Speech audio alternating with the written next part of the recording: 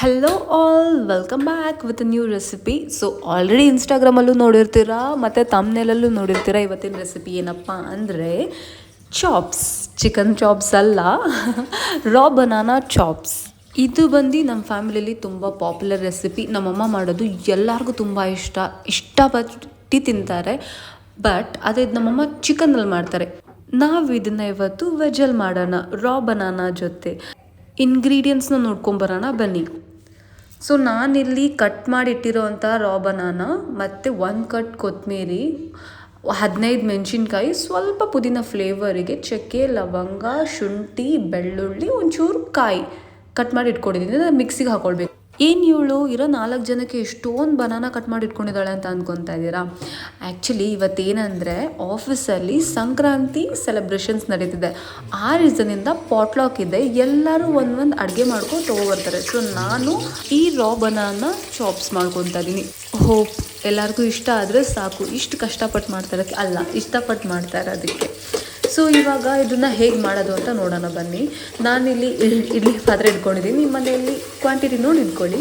ಇಡ್ಲಿ ಪಾತ್ರೆಗೆ ಒಂಚೂರು ಎಣ್ಣೆ, ಒಂಚೂರಲ್ಲ ಸ್ವಲ್ಪ ಜಾಸ್ತಿನೇ ಹಾಕಿ, ಎಣ್ಣೆ ಮತ್ತು 1 ಈರುಳ್ಳಿ ಹೆಚ್ಕೊಂಡೆ ಹಾಕ್ಕೊಳ್ಳಿ. ಆಮೇಲೆ ಒಂಚೂರು ಅರಿಶಿನ ಪೌಡರು ಹಾಕಿ ಚೆನ್ನಾಗಿ ಫ್ರೈ ಮಾಡಿ ಅದು ಫ್ರೈ ಆಗೋವರೆಗೂ. ನನಗಂತೂ ಫುಲ್ ಕೋಲ್ಡ್ ಆಗಿದೆ ನೆನ್ನೆಯಿಂದ. ನನ್ನ ವಾಯ್ಸ್ ನಿಮಗೆ ಹೆಂಗೆ ಕೇಳಿಸ್ತಿದೆಯೋ ಏನು, ಮುಗಲ್ ಮಾತಾಡ್ತಿದ್ದೀನೇನೋ ಅನ್ನಿಸ್ತಿರ್ಬೋದು. ಆ್ಯಕ್ಚುಲಿ ತುಂಬ ಕೋಲ್ಡ್ ಆಗಿದೆ.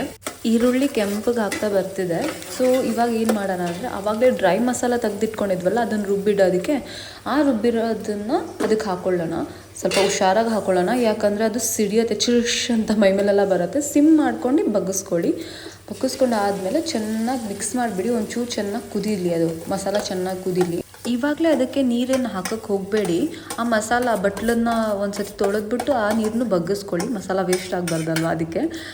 ಇವಾಗ ಚೆನ್ನಾಗಿ ಹಸಿ ವಾಸನೆ ಹೋಗೋವರೆಗೂ ಮಸಾಲ ಬೇಯಲಿ.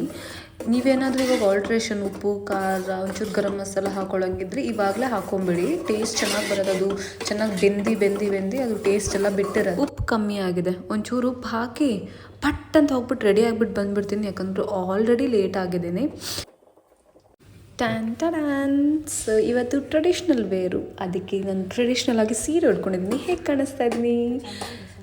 ನಮ್ಮ ಮಸಾಲಾನು ಸೂಪರಾಗಿ ಬಂದಿದೆ, ಘಮ ಘಮ ಅಂತ ವಾಸನೆ ಬರ್ತಿದೆ.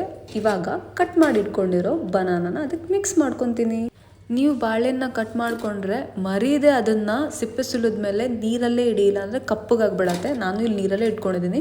ನಾನಿಲ್ಲಿ 2.5 kg ಕ್ವಾಂಟಿಟಿಯಷ್ಟು ಬನಾನಾನ ಕಟ್ ಮಾಡಿ ಇಟ್ಕೊಂಡಿದ್ದೀನಿ.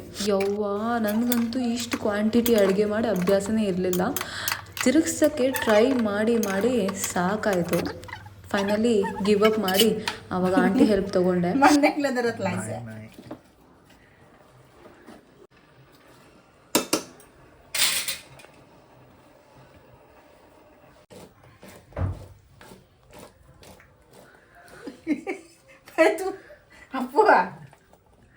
ಅವರು ಅವ್ರ ಸ್ಕಿಲ್ಸ್ನ ಯೂಸ್ ಮಾಡಿ ಅದನ್ನು ಮಿಕ್ಸ್ ಮಾಡಿ 5 ನಿಮಿಷ ಬೇಯಕ್ಕೆ ಬಿಟ್ಟರು.